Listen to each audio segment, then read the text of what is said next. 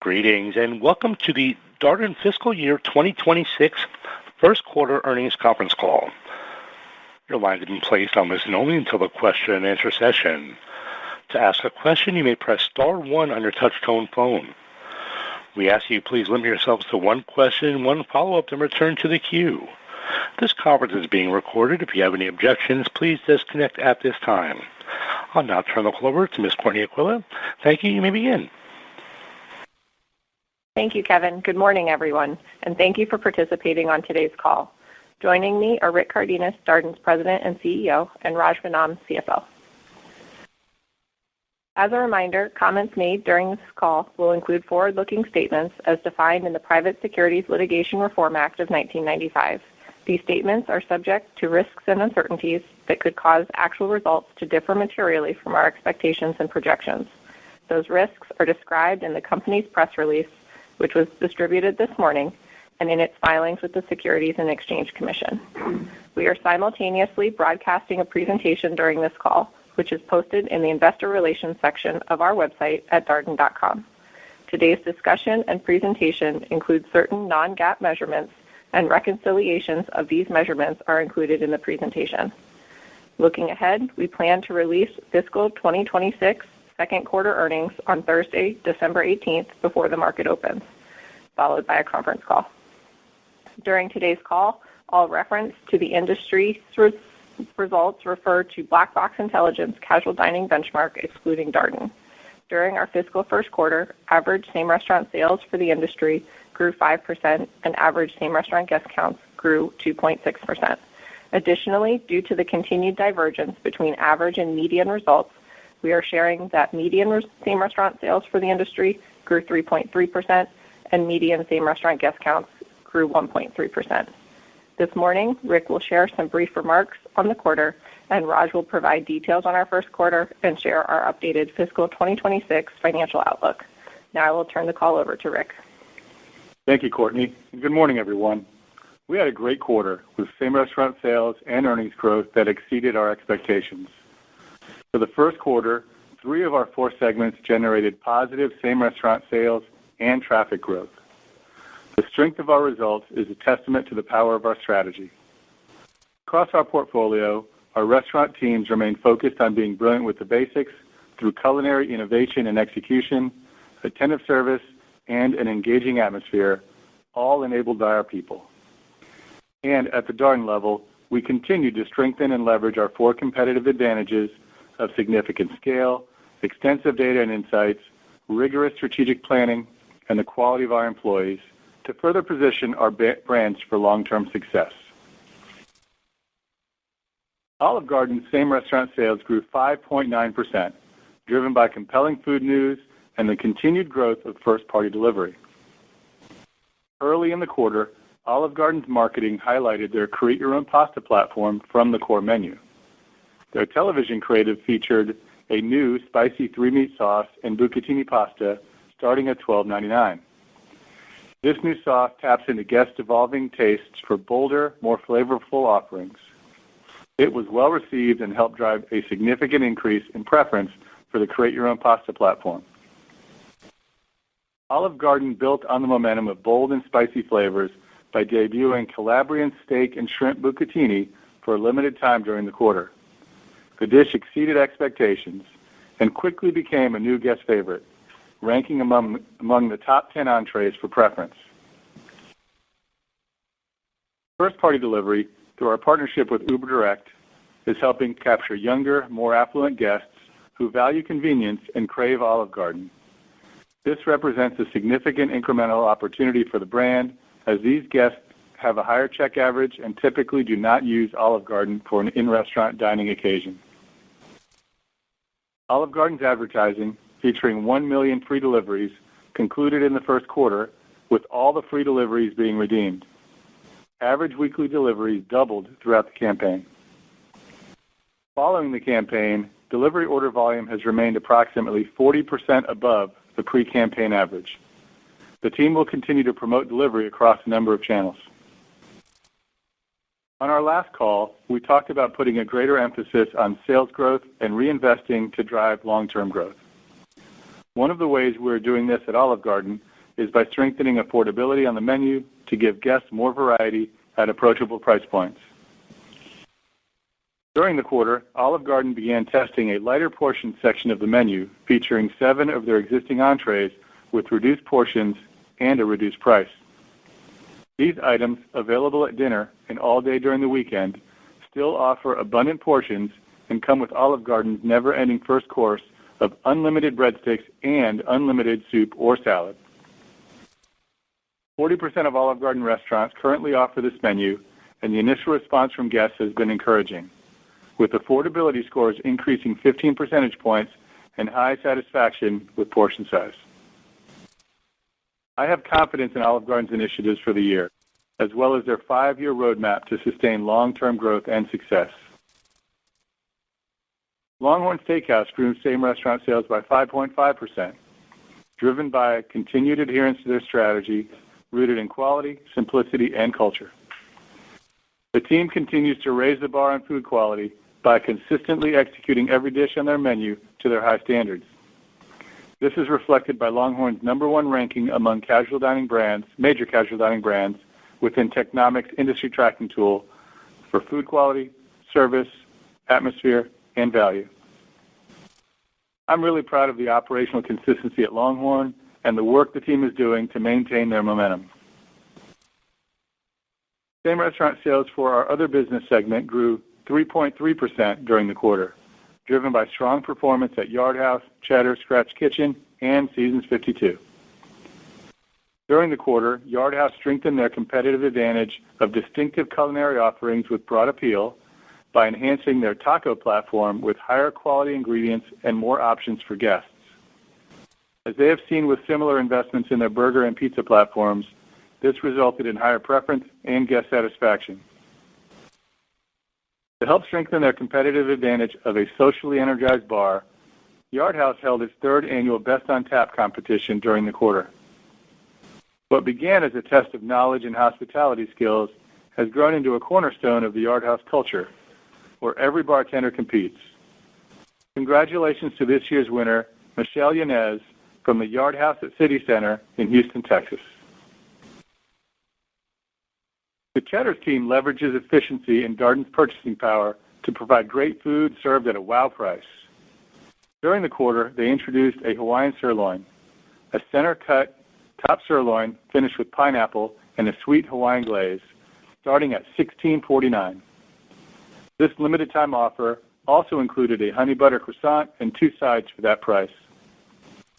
In Technomic's most recent survey, Cheddar's ranked first among casual dining brands for both price and affordability. During the quarter, Cheddar's also saw strong off-premise sales growth driven by first-party delivery. Off-premise sales grew 15% during the quarter, and the Cheddar's team will continue to promote delivery through owned and digital channels as well as in-restaurant. Same-restaurant sales for the fine dining segment were slightly negative for the quarter, but I'm encouraged by the actions each of our fine dining brands are taking to address the softness.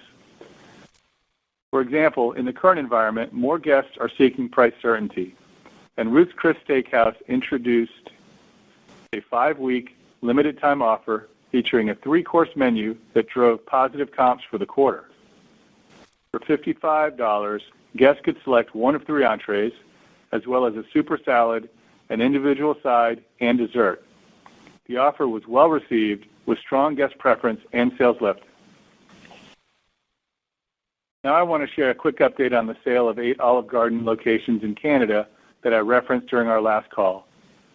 On July 14th, we closed on the sale of those locations to Recipe Unlimited, the largest full-service operator in Canada.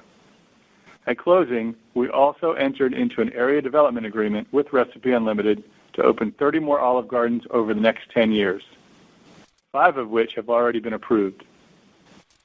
Our franchising team is focused on growing our global presence. Today, we have 163 franchise locations, which includes 63 in the continental United States and 100 outside the continental U.S. Last month, we held our annual leadership conference, which provides a powerful way for us to engage with every general manager and managing partner across our brands, celebrate past performance, and align on key operational priorities. This was also an opportunity for these restaurant leaders to learn about their brand's 5-year business plan and understand what they need to do to win today and into 2030. The opportunity to interact with this talented group of operators is one of the highlights of the year. I came away energized by the level of engagement and passion on display, which further reinforced the results of our most recent engagement survey, a new all-time high for Darden. Overall, I am pleased with the strong start to our new fiscal year. Our strategy is working, enabling us to grow sales and take market share, while making meaningful investments in our business and returning capital to our shareholders. Beyond that, we have a larger purpose at Darden, to nourish and delight everyone we serve. One of the ways we do this is by fighting hunger. Once again this year, Darden is helping Feeding America add refrigerated trucks for 9 member food banks. With the addition of these new trucks, the Darden Foundation, with support from our partner, Penske Truck Leasing, has funded more than 50 vehicles to meet the increasing demand for food assistance in communities where we operate. Our philanthropic giving would not be possible without the efforts of our 200,000 team members and their passion to nourish and delight our guests and communities. Thank you for all you do. Now I'll turn it over to Raj. Thank you, Rick, and good morning, everyone. The first quarter was another strong quarter for Darden. Sales and earnings growth exceeded our expectations as our sales momentum from the fourth quarter continued into the first quarter. This strong top-line sales growth and our significant scale provide us with the opportunity to keep a long-term perspective and continue investing in our business. In addition to the menu investments Rick mentioned, the largest investment we made over the past several years is pricing below total inflation. During the first quarter, our pricing was 30 basis points below inflation. We generated $3 billion of total sales, 10% higher than last year, driven by same-restaurant sales growth of 4.7%, the acquisition of 103 Chuy's restaurants, and the addition of 22 net new restaurants. Both our same-restaurant sales and same-restaurant guest counts for the quarter were in the top quartile of the industry. Adjusted diluted net earnings per share from continuing operations of $1.97 were 12.6% higher than last year. We generated $439 million of adjusted EBITDA and returned $358 million to our shareholders this quarter by paying $175 million in dividends and repurchasing $183 million in shares. Now, looking at our adjusted margin analysis compared to last year, food and beverage expenses were 20 basis points lower, driven by pricing leverage as commodities inflation was approximately 1.5% for the quarter. Restaurant labor was 20 basis points unfavorable as a result of high performance-based compensation expense, including a higher 401k match for our restaurant teams. Total labor inflation of 3.1% was fully offset by pricing of 2.2% and productivity improvements. Restaurant expenses were 10 basis points higher as sales leverage was more than offset by Uber direct fees and the brand mix with the addition of Chuy's. Marketing expenses were flat as cost savings in marketing helped fund additional marketing activity in the quarter. This resulted in restaurant-level EBITDA of 18.9%, 10 basis points lower than last year. Adjusted G&A expenses were 30 basis points favorable. Synergies from the acquisition and leverage from sales growth were partially offset by unfavorable mark-to-market expense on our deferred compensation. Due to the way we hedge mark-to-market expense, this unfavorability is fully offset in the tax line. Interest expense increased 10 basis points due to the financing expenses related to the Chuy's acquisition. Our adjusted effective tax rate for the quarter was 10.5%, helped by the mark-to-market hedge I mentioned earlier. Our effective tax rate would have been approximately 12.5% without this impact. In total, we generated $231 million in adjusted earnings from continuing operations, which was 7.6% of sales. Looking at our segments for the quarter, total sales for Olive Garden increased by 7.6%, driven by strong same-restaurant sales and traffic growth. The sales from the addition of 18 new restaurants more than offset the sales loss from the refranchising of 8 Canadian restaurants. Their sales momentum continued from the prior quarter, with same-restaurant sales in the top decile of the industry and outperforming the industry benchmark by 90 basis points. Olive Garden delivered a strong segment profit margin of 20.6% for the quarter, which was only 10 basis points below last year, even with the investments in affordability and the impact of delivery fees. At LongHorn, total sales increased 8.8%, driven by same-restaurant sales growth of 5.5% and the addition of 18 new restaurants.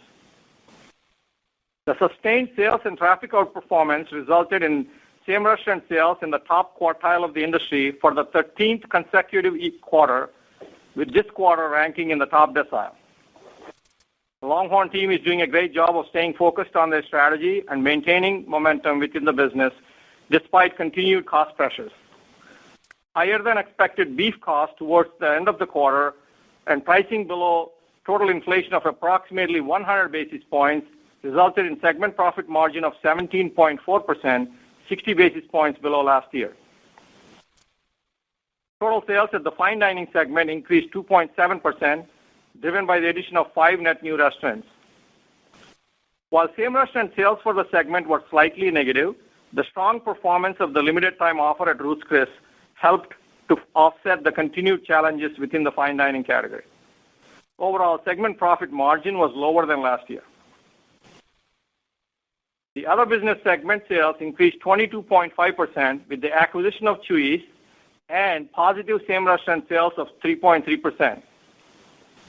The positive sales momentum and continued productivity improvements in multiple brands within the segment resulted in segment profit margin of 16.1%, 90 basis points higher than last year.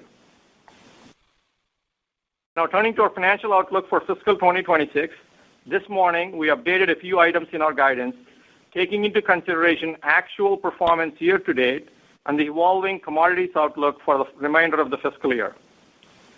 We are raising our expected total sales growth and tightening the range of same-restaurant sales to reflect the outperformance in the first quarter, acceleration in our new unit pipeline, and any incremental pricing we may take to partially offset the additional commodities costs.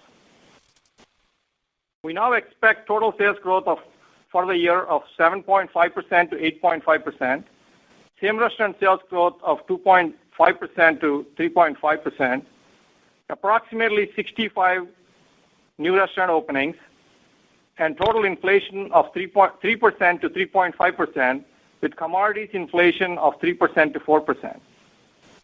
All other aspects of our guidance remain unchanged, including adjusted diluted net earnings per share between $10.50 and $10.70.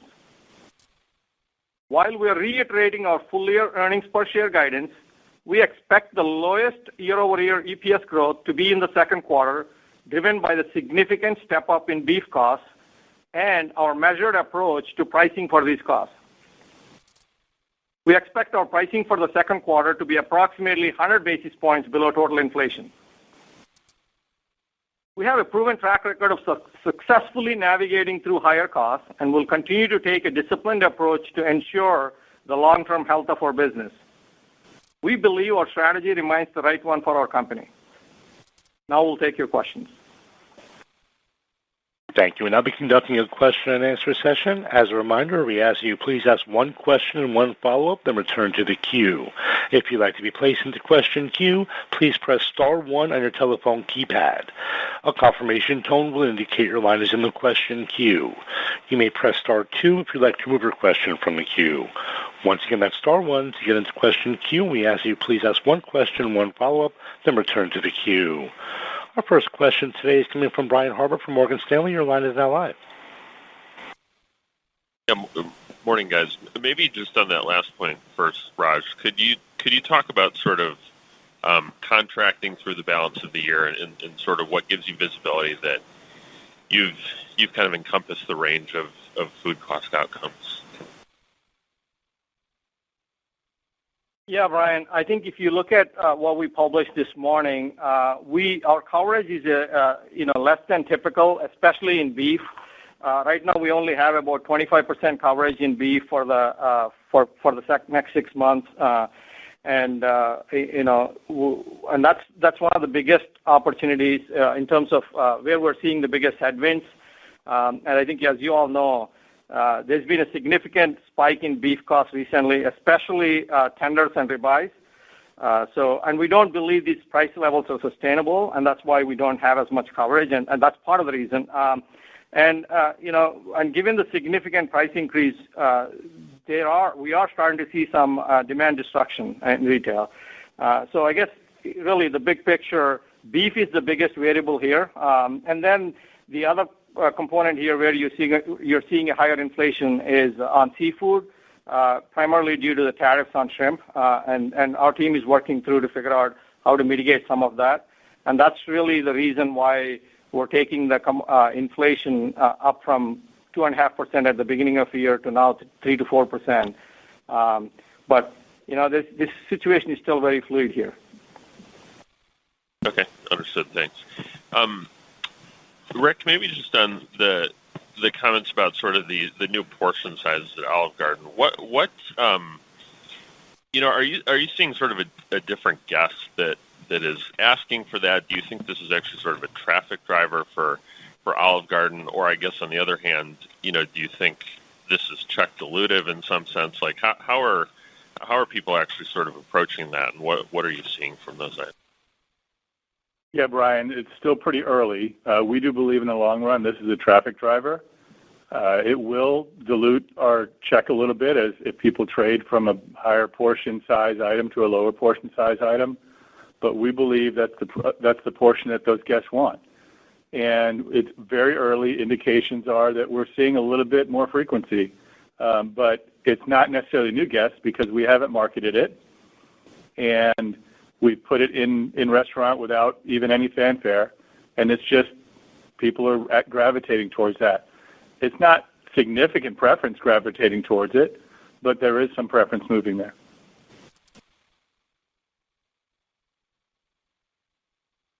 Thank you. Next question is coming from Jon Tower from Citi. Your line is now live.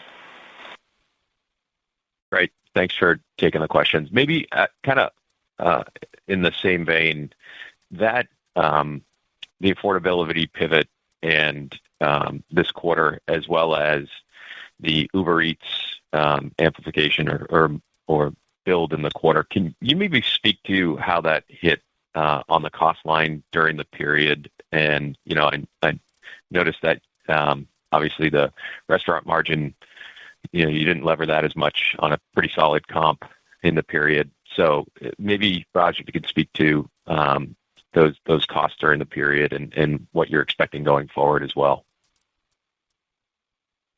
Yeah, John, let me first start by saying these are things we planned on and we had in our plan. And I think we said, that's why we said we're actually exceeding our plan. And it's actually, the fact that the segment profit margin is only down 10%, they're still north of 20%, is a testament to the strength of the business model at Olive Garden. Now, with that said, let me explain a little bit more detail. First of all, we still priced below total inflation. Our Olive Garden's pricing was only 1.9%. So that's a pretty low price in this environment, given the total inflation. Second, specific to those two items, they were roughly on the margin. If you just purely look at the margin percentage impact, they were probably about 20 basis points each. So if you put that back, we would have been positive 30, right? But that's, again, even with pricing below inflation. So I think that's the other key metric that we need to take into consideration because we believe long term these are the right decisions we're making, and I think any business would envy a 20+ segment profit margin. Got it. I appreciate that. And then maybe just drilling a little bit more into the delivery business at Olive Garden. Can you talk about, Rick, you had mentioned that you're pleased with how obviously you're seeing younger guests make their way in, more affluent. Can you give us any more information on the frequency of those guests? Are they coming more so than what you're seeing within the store in terms of frequency and how they're using it? Even obviously it hasn't been a year yet, but seasonally how they're maybe using that channel relative to in-store. Yeah, John, we've said, as we've said in the past, we are getting higher frequency for delivery guests than we are in dining guests. It's still early. We haven't had the delivery for a year yet, as you mentioned. As to seasonality, the one thing that Uber told us is normally over the summer, delivery orders start to kind of fall off, and we really hadn't seen that. So we'll know a little bit more about the seasonality of delivery after we've passed a year or maybe even 2 years, because it continues to grow for us. That said, we're very excited about how delivery is going. And as Raj mentioned earlier, we are using some of that extra guest count and extra margin to invest for all guests. And we feel really good about that for the long term. Yeah, thanks for taking the questions. Thank you. Next question is coming from David Palmer from Evercore ISI. Your line is now live. Thanks. Good morning. Aside from the beef cost question, I think there's probably two areas that are major areas of curiosity, and I certainly share them. And one is, the strong performance of the casual dining segment, which is becoming increasingly unusual after fast casual has slowed through the middle of this year. And another, I think, is Olive Garden, against more difficult comparisons later in your fiscal year. How will it do, and what are you lining up against that? So, those are really my two questions. What are your thoughts about why casual dining is doing as well, and do you think that'll continue? And then separately, Olive Garden, you're rolling out a pretty large test on small portions, but what are your thoughts, and what are you kind of lining up to keep the momentum going as you get into lapping some of the good stuff you've been doing in the last three or 4 months? Thanks. Yeah, David. I believe the strong casual dining segment is driven by generally less pricing than other segments of dining for the segment itself, for casual dining itself. And for the larger players in casual dining, even lower pricing than casual dining total. So the guests are starting to see the value that casual dining brings. Now, we've been seeing that for a few years now, as you know. It's just others are kind of following in line with that, and we're seeing that the guests see the value. Also, when they're trying to figure out where they spend their money, they're going to places where they can connect and engage with their friends and family. There may be less snacking going on and less kind of munching, but when people are going out to eat, they're going out to where they can feel they can get a great meal at a great value and have time with their friends. In regards to Olive Garden for the back half of the year, we have plans to continue the momentum. We do know that the comparisons get a little bit more challenging, but, the Olive Garden team is working on things that we could do in the back half of the year. We've got a great plan. We do believe that over time, the affordability items on the menu, or the lighter portion, I don't want to call them affordability. They're the right portion size for the right price for a good group of consumers that will eventually drive more traffic. It might not drive it in the back half of the year because we're not talking about it yet. That said, we may start talking about it in the back half of the year. So there's a lot of things that we're going to do. We've got a great team, and we'll react to whatever the sales trends look like at Olive Garden, and we'll go from there. Thank you. Thank you. Next question is coming from Jim Salera from Stephens. Your line is now live. Hey, Raj. Good morning. Thanks for taking our question. Was hoping you could give us a breakdown on LongHorn, just the comp split between traffic and ticket. And then as a follow-up on that, have you seen any increase in engagement with the consumer? You mentioned, obviously, pricing 100 basis points below inflation. Should we kind of expect that similar gap to progress through the year, or any thoughts around how we should expect pricing to trend? Thank you. Yeah, so let's first start with the LongHorn traffic versus LongHorn traffic was up about 3.2% for the quarter. Their same restaurant sales were 5.5%, so the check was 2.3%. Their pricing was 2.5%.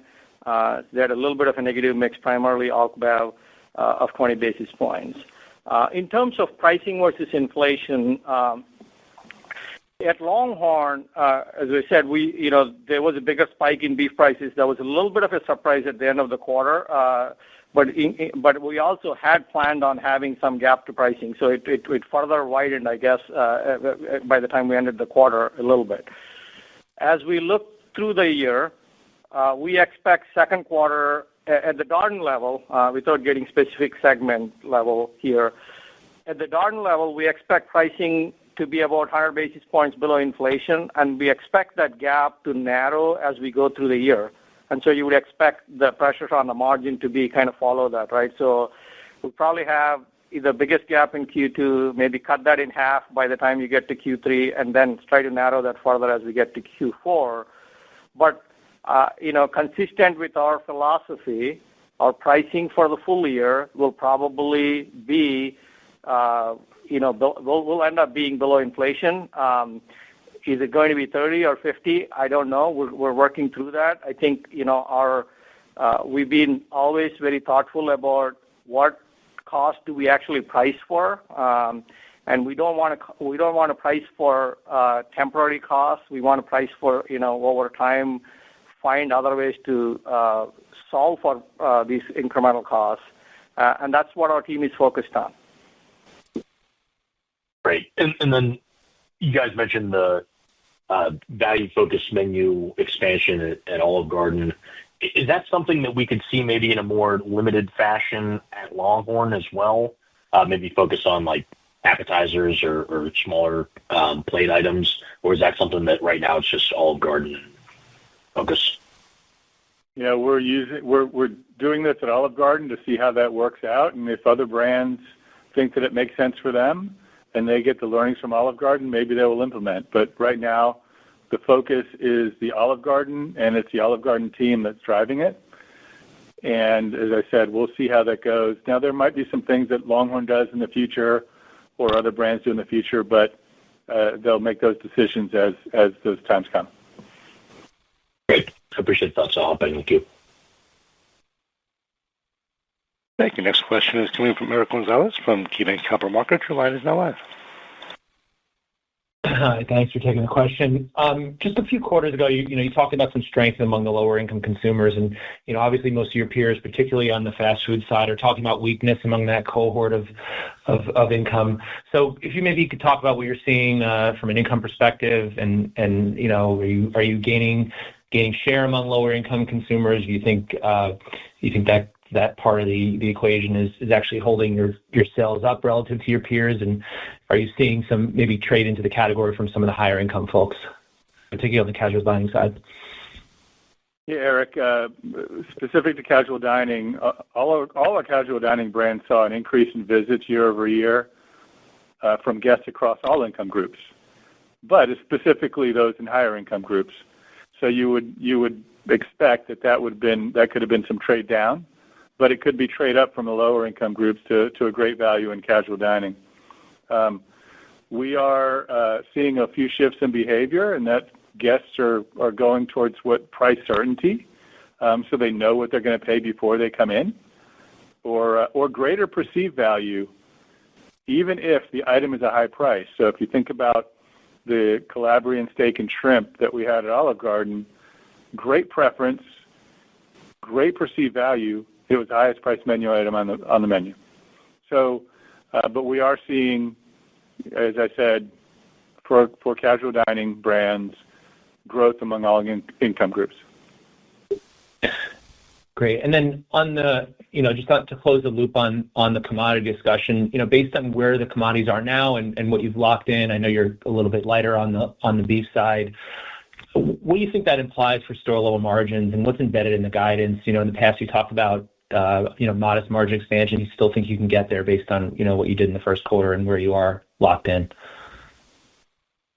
Eric, I would refer you back to our long-term framework, which basically talks about our earnings after tax from 0 to 20 basis points growth. So if you look at our guidance, even at the low end, we're basically either flat or growing margin at the EAT level.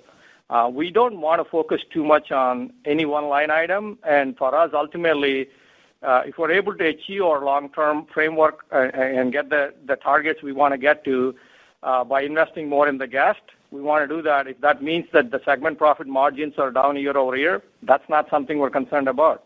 I think our focus ultimately is on at the EAT level, at the earnings after tax level, are we staying flat or growing margins? And we feel like we're still on a path to get there.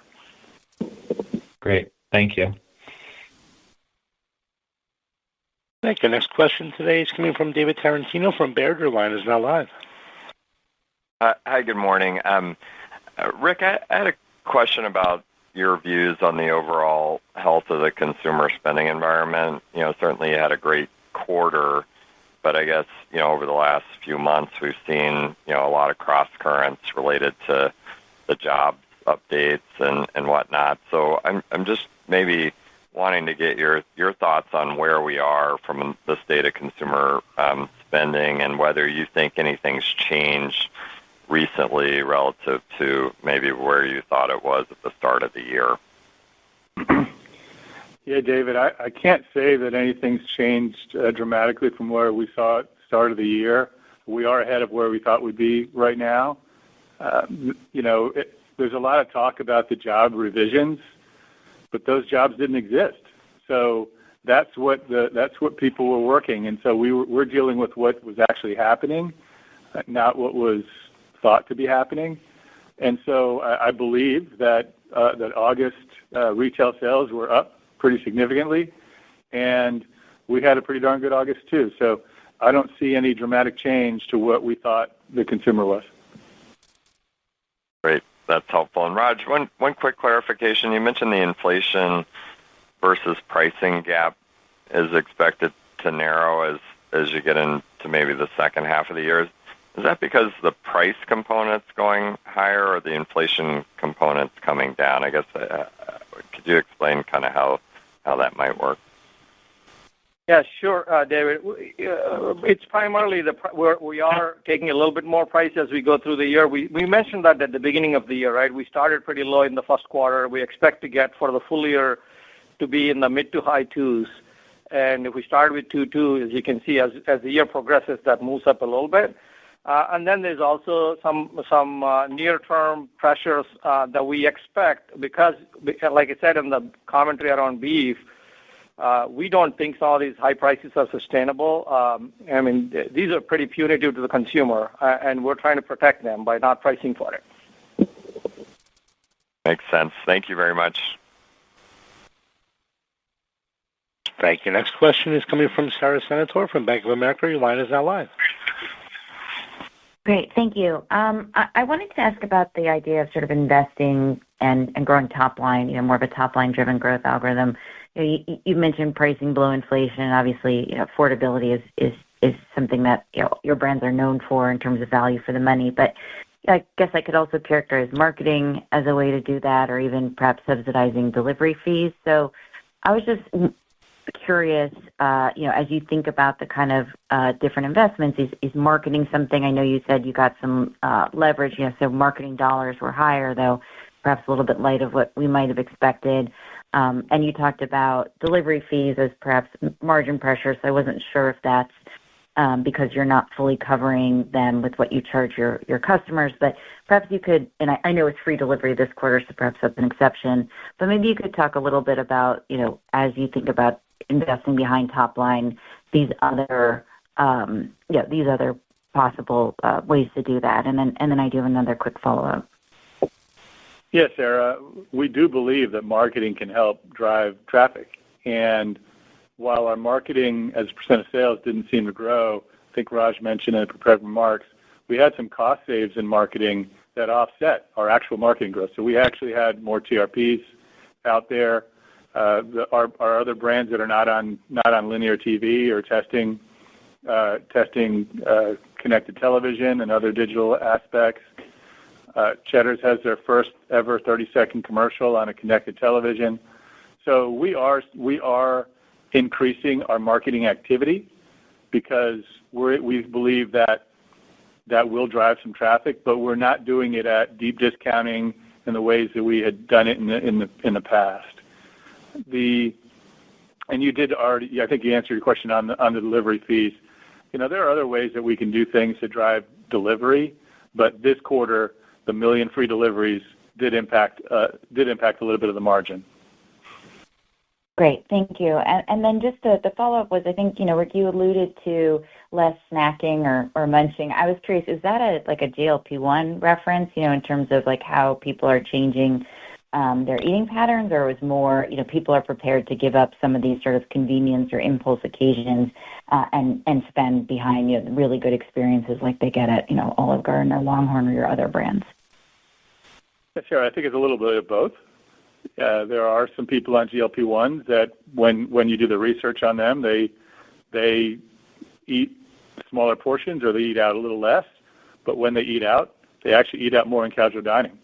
And so there is a little bit of that, but I think it's maybe even a consumer that says, I'm just trying to be healthier or eat a little less. And so maybe there is a little less snacking. And at the lower end consumer, they probably don't have as much resource to go out as much as they did, and it's probably impacting another category more than it is impacting us. Very good. Thank you so much. Thank you. Next question today is coming from Jeffrey Bernstein from Barclays. Your line is now live. Great. Thank you very much. Rick, for fiscal 26, you raised your comp guide modestly, but clearly that's in spite of maybe what many people expect is a slightly tougher macro and concerns about consumer slowdown, and we know about the tougher compares. I think you mentioned the first quarter was modestly above your plan, but any color you could share on your confidence in raising that guide. And as we think about the current fiscal 2Q, the compares are definitely much tougher, and the last quarter you were willing to frame kind of what you expected for the current quarter versus your full year guide, wondering whether you think the fiscal second quarter will come in above or below kind of that new range. And then I had one follow-up. Yeah, Jeff, I'll start by saying we wouldn't have increased our guidance if we didn't feel confident about it. So, as we look at our same restaurant sales and our total sales, part of the reason we raised our total sales is we're really confident in our unit count in development. We increased the number of restaurants. Well, we got rid of the low end of our range for development, and we say now we're approximately 65, partly because we are most of the restaurants are either built or being built or open already, and some of them are coming in earlier than we thought. So we feel really good about our development pipeline. And I'll let Raj talk about the cadence of our comp, but for the second quarter and beyond. Yeah, Jeff, I'd say, look, we expected as we went into the year for the back half to be not as strong in comps as the first half. But I think as the year is progressing, we're learning more, and we feel really good about how even the second quarter started off, and that's all taken into consideration as we provided this guidance.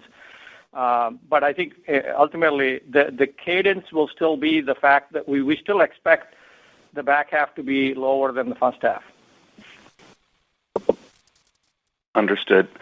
And then just to follow up on your Uber partnership, I know it is still early, but it seems like you're having success with Olive Garden and Cheddar's with the 1P. I'm just wondering, first, whether you'd consider a next brand to embrace that 1P Uber delivery, and whether there's any updated thoughts on potential for using Uber for the order aggregation part of things, not just delivery. Thank you. Yeah, Jeff, we are pleased with our first-party delivery, both at Olive Garden and at Cheddar's. It continues to grow for us. We do have another brand that's wanting to embrace it, and we would expect that brand to be on the platform sometime in Q3. Won't tell you what brand that is, but they're very excited to jump into the first-party delivery. In regards to marketplace or third-party, whether it's Uber or anyone else, we still have some challenges with the model. We're focused on first-party right now, and we've talked about the things that we don't like about third-party. If a provider can come with every solution that we have for third party or the reasons that we don't like it, then we would definitely consider it. But right now, we're very comfortable and very pleased at how first-party delivery is going. Thank you.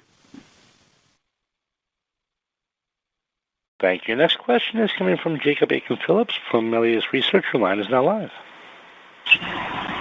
Hi, good morning. I guess I first wanted to double back on unit growth acceleration over like the medium to long term. I know you took away the lower end.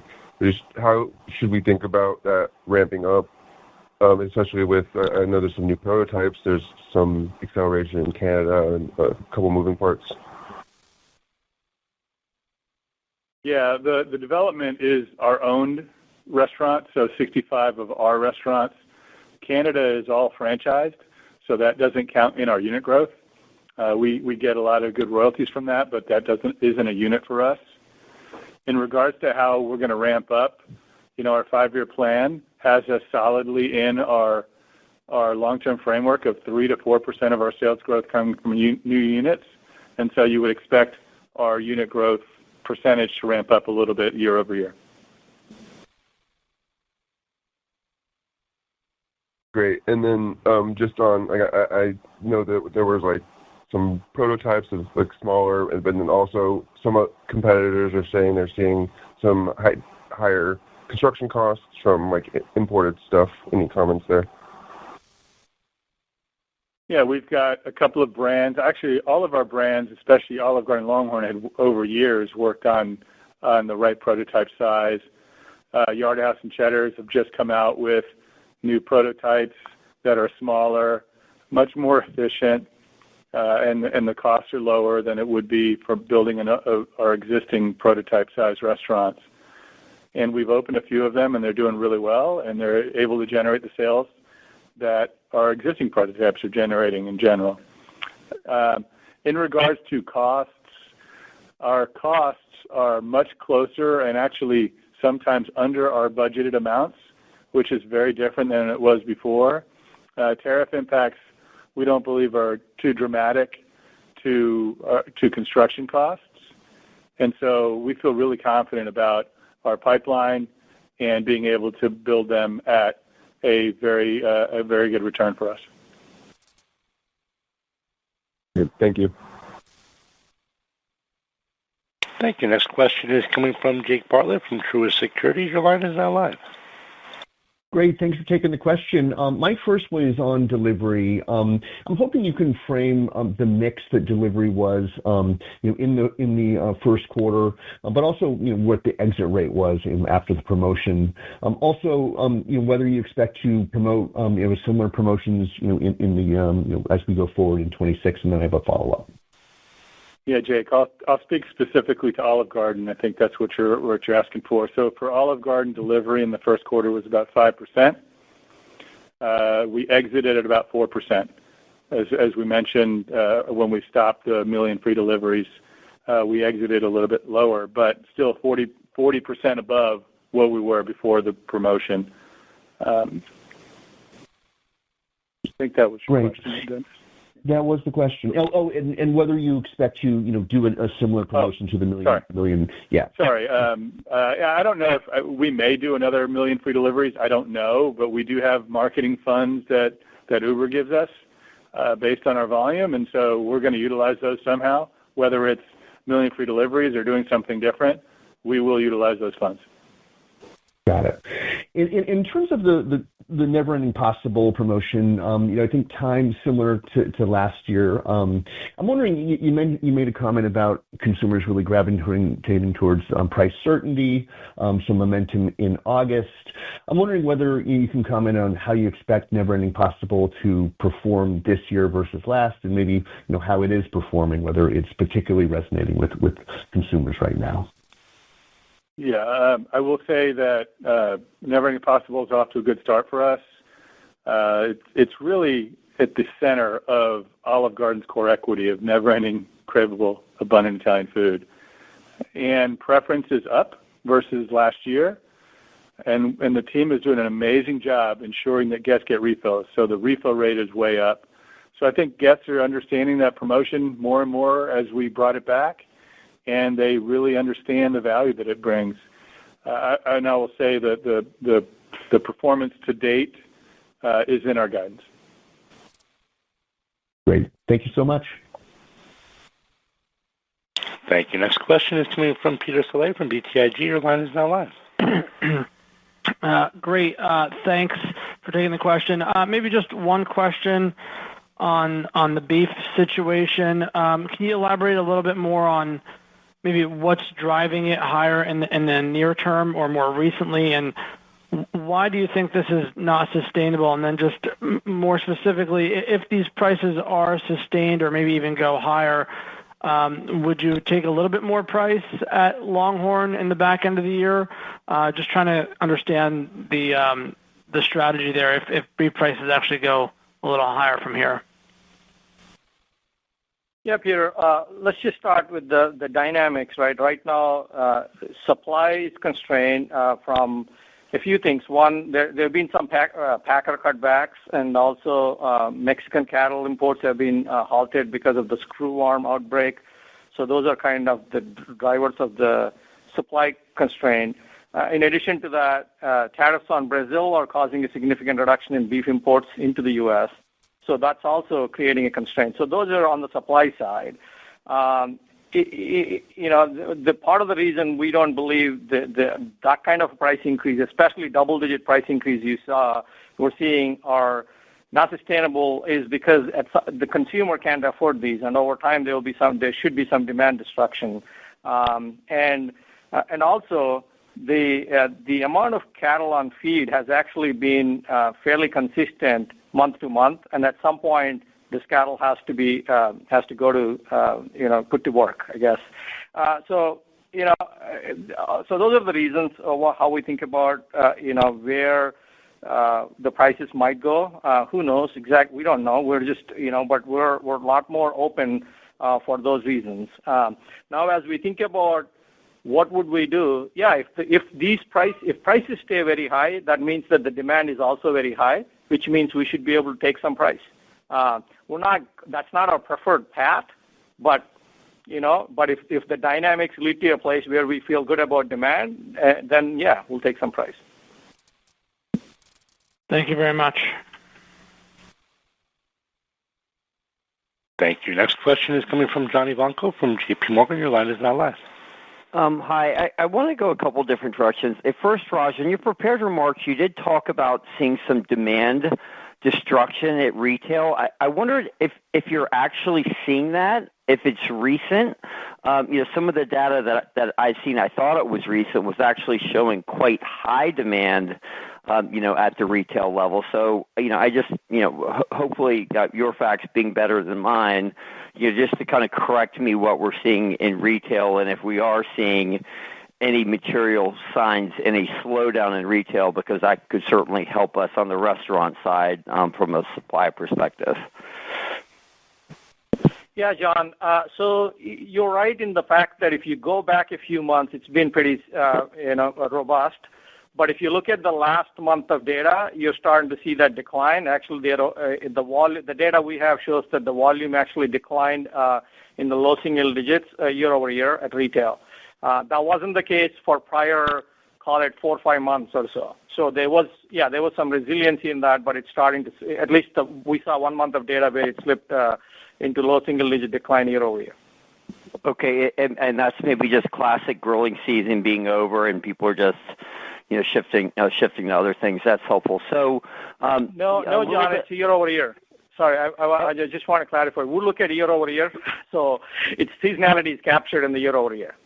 Yes, yeah, but it's we're speaking the same language. I just said that awkwardly. So it was interesting, hearing things like, reduced portion prices of some reduced prices and some portions of some core menu items, things like Hawaiian steak. I'm not going to name the brand that it reminds me of 20 years ago, but and this wasn't a Darden concept, but I've seen this done actually quite unsuccessfully over time. In other words, when consumers kind of expect to see a certain amount of food on the plate, especially at dinner, that it's not something that you're necessarily happy with, even if they are paying lower prices. So, Rick, I'm sure you know exactly what I'm talking about, but was there anything to learn about, previous history lessons in casual dining, specifically? I think this was probably tried around 2007, 2008, where smaller portions at smaller prices were tried but weren't successful,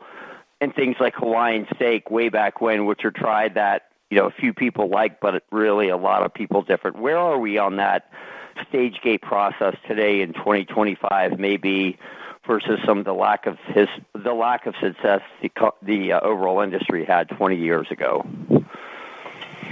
Hey, John, I'll start with the Hawaiian steak. It's not a smaller portion size. It's a Cheddar's. It's a great portion for Hawaiian steak. And by the way, LongHorn ran Hawaiian steak and did really well with it a few years back. So maybe there's different tastes now than there were back then. And in regards to portion size, I think if you go back, 20, 30 years ago, overall portions were maybe a little bit smaller in the dinner menu already. And so if somebody brought even smaller portion, it went a little bit too far. But the way we're thinking about it is there is a consumer group out there that believes in abundance, but abundance is different for everybody. By bringing some smaller portion sizes to the dinner menu at Olive Garden, there's still abundant portion sizes, but it also adds price breadth to the menu. So consumers can choose. We're not changing our entire menu to make it a smaller portion. We are putting items on there that are smaller with a compelling price point. And at Olive Garden, you still get the unlimited soup or salad, and you get all the breadsticks you want. So it's still abundant.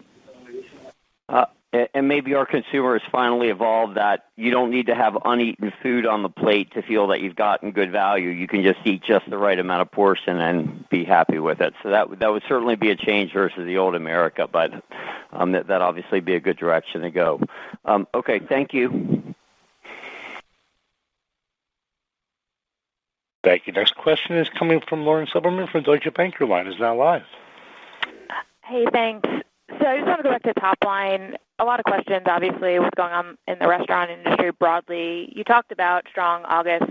Can you just help unpack sort of what you saw in terms of cadence of comps during the quarter? Any more color on September from that? And then any differences in performance that you're seeing across regions? Yeah, Lauren, I think from a cadence of comps, we actually the gap to the industry was the biggest for us in August. In fact, when we look at our own internal comps, we were actually July was our weakest, and so so for us, June was pretty strong. July was still strong, all positive, but just if you look at the week month to month, July was weaker than June and August, and actually, like I said, August had the biggest gap to the industry. As far as regionality, there isn't a huge amount of regionality. It's actually what we're seeing is fairly similar to what you kind of see in black box, with certain markets still not performing as well, such as Texas, and Florida is starting to pick back up. So it feels like Florida is getting better. And then, depending on the brand, California had some decent strength. So that's all I can share regionally. There's not a lot of other stuff to get into there. Okay. And then just to follow up on the commodity side, what are you expecting in terms of cadence to get to the 3 to 4% for the year? I understand there's a commodity price dynamic, but do you expect 2Q to peak in terms of actual commodity inflation? At this point, yes, we think Q2 will probably the peak, but Q3, Q4 probably not that much lower. But I mean, by the time we get to Q4, we expect it to be a little bit better than where we'd be. But Q1 would be the lowest that we just had, right? It was 1.5. I think pretty much every quarter going forward we're expecting to be north of 3, and that's how you get to the 3 to 4 guide. But Q2 is probably the peak. Yeah. Okay. All right. Thank you. Thank you. Next question is coming from Danilo Gargiulo from Bernstein. Your line is now live. Great. Thank you. Rick, maybe a year ago or so, you started talking about the relevance and importance of improving the speed of service, and maybe arguably with the increased focus on affordability or right portion for the right price, there could be even more of an overlap between consumers who might be choosing casual dining over fast food. And so I'm wondering if you have any early signs or any KPIs that are showing some momentum that you're picking up in the improvement in speed of service so far. Yeah, Danilo, across our brands, we're seeing some brands with some improvement and other brands that haven't really made a whole lot. And so we had a refocus on that this year at our general manager conference, and we would expect to see greater improvement in speed of service in the upcoming years. Recall when I mentioned that, I said this was going to take a while, and it is taking a while, but the managers are really getting on board with it over the last year, and the reinforcement at our conference gives me great confidence that we're going to get better. In regards to, do we have any data to say that we're taking share from other categories? The only thing I can say is all of our consumer groups and all of our income groups were positive year over year in casual dining, which is probably the best chance to take share from other categories. And those other categories have had a little bit more traffic decline. So maybe we're taking share, or maybe they're just losing some share. Thank you. And then it sounds from Raj's response that there's not a lot of regional differences, maybe with the exception of Texas and maybe pockets in California. So if you're stepping back and analyzing the delta between the top performing stores within the same brand and, the bottom performing stores within the same brand, what is the one characteristic that is driving the increased performance, and how can you make that more standardized across the rest of the group? I will say this is a tried and true thing in restaurants. The thing that drives the most performance within a brand is the quality and consistency of the managers in that restaurant and the team.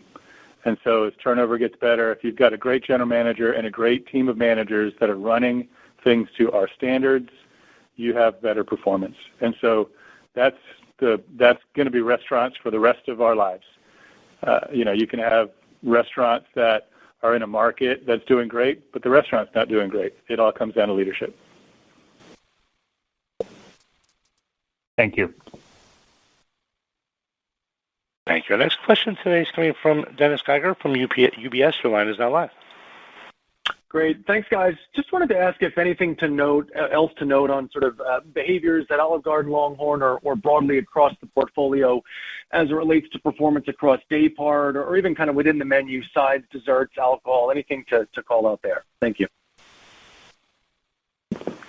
Yeah, look, I think we are seeing, I mentioned a little bit about alcohol. There is less, we're seeing some lower preference on alcohol across most of our brands. There is, some brands at LongHorn, for example, has grown lunch more than their dinner, but all day parts are growing there. And then in fine dining, I think we're seeing a little bit more drop off in the business travel. That's leading to some weekday weakness. But so those are some of the dynamics from a consumer perspective that I can share. Great. Thanks, Raj. Thank you. Next question is coming from Chris O'Cull from Stifel. Your line is now live. Yeah, thanks. Rick, the conversation around eliminating the tip wage seems to be ramping up. Do you believe there's a risk that it could be eliminated? And how are you thinking about any potential impact it could have on the business? I would start by saying this industry has really diverse business models. And we believe that the policy environment should reflect the level of diversity in the model. As a full-service operator, our business model continues to be the best choice for our guests and our team members. I will tell you that whatever happens, we're going to be okay with it. Okay in the way we react. So I don't foresee a big change in that. But if it does, we will work through those things and come out okay. Great. Thanks. Thank you. Next question is coming from Brian Vaccaro from Raymond James. Your line is now live. Thank you. Just two quick ones, if I could. First, on the housekeeping side, Raj, could you break out the Olive Garden comps between traffic and check? And as we think about check at Olive Garden, I think it's been exceeding pricing for the last several quarters. Is it still reasonable to expect check to exceed price as you think about the next few quarters?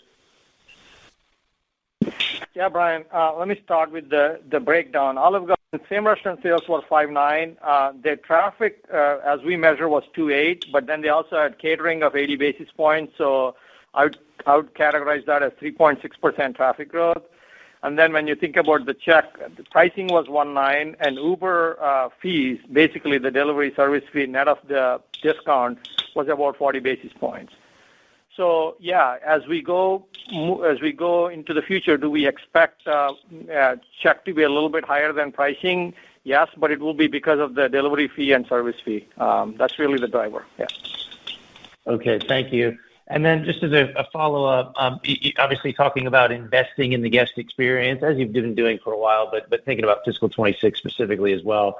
When you look at labor in the first quarter, it looks like labor, per operating week, as we look at it, was up 4.5%, maybe closer to 5%. You talked about the higher incentive comp, and obviously you have higher traffic, which takes more labor to service. But I'm curious to what degree that also reflects some reinvestments that you're making in the guest experience, and maybe you could provide a few examples of the specifics on those reinvestments. Thank you. So, Brian, let me just start by saying from a labor perspective, our total inflation was 3.1, right? So if you look at, you mentioned 4.5% increase on dollars, but if you take the 3.1, that is part of it. Then it was up about a point or so, but our traffic was up closer to 3% once you take into consideration the catering at the Darden level. So that means we're actually getting some leverage on that traffic. And so that's really what's happening, and that's why I mentioned in the script that we had productivity improve actually year over year. We continue to look at ways to invest in labor. I don't think we need to get into specifics, but some of the things that that Rick mentioned about speed, those are places where we're looking at how do we help ensure that. But that doesn't translate necessarily into a labor deleverage because you actually get more throughput when we make those investments. All right, that's helpful. Thank you. Thank you. Next question today is coming from Andrew Charles from TD Cowen. Your line is now live.